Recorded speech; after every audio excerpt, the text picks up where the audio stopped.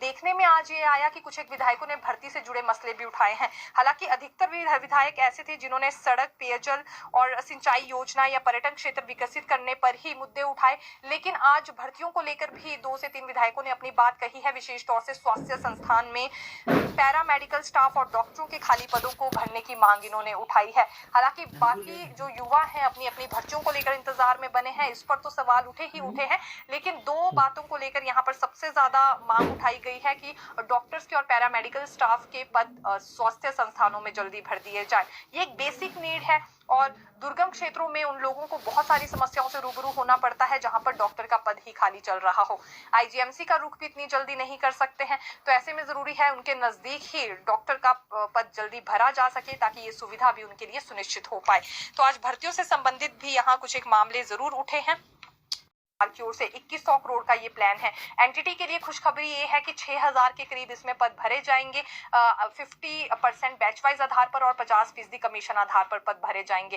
पहले ये बात हुई थी कि 4000 के करीब ही एनटीटी के पद भरे जाएंगे, यानी कि प्री प्राइमरी कक्षाओं के लिए जो टीचर्स रखे जाएंगे उनकी संख्या 4000 के करीब होगी, लेकिन अब ये 6000 पद भरे जाएंगे। ये हम इसलिए कह रहे हैं क्योंकि 6000 के करीब टीचर्स की सैलरी का जिक्र इस प्लान में किया गया है और ये भी साफ किया गया है कि 50% भर्ती इसमें बैच वाइज आधार पर होगी और 50% कमीशन आधार पर।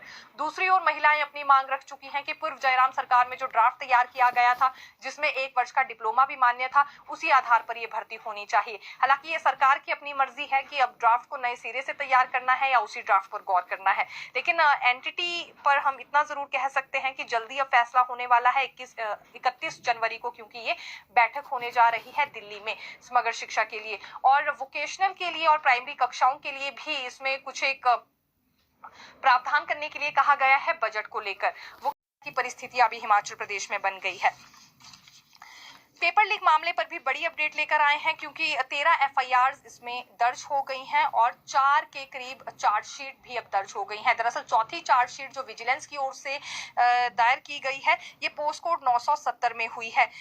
जेई सिविल पोस्ट कोड 970 में 4 लोग जिसमें उमा आजाद, मुकेश, रंजीत सिंह और रवि कुमार हैं, इनके खिलाफ चार्जशीट दायर की गई है और जो इसमें एक और आरोपी है पूर्व सचिव के खिलाफ इसमें अलग से चार्जशीट दायर की जाएगी। अभी तक 4 हो गई हैं, इससे पहले विभिन्न पोस्ट कोड्स में 3 के करीब चार्जशीट दायर हो चुकी है। देखिए, पहली चार्जशीट जेओआईटी पोस्ट कोड 965 में हुई थी, 9 आरोपियों के खिलाफ ये चार्जशीट दायर की गई थी। फिर जो दूसरी चार्जशीट थी वो पोस्ट कोड 1003 और 1036 के पोस्ट कोड में हुई थी।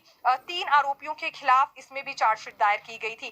जो तीसरी चार्जशीट थी वो ट्रैफिक इंस्पेक्टर पोस्ट कोड 819 में हुई थी और चौथी जो चार्जशीट है वो 970 पोस्ट कोड में अब यहाँ पर हो चुकी है।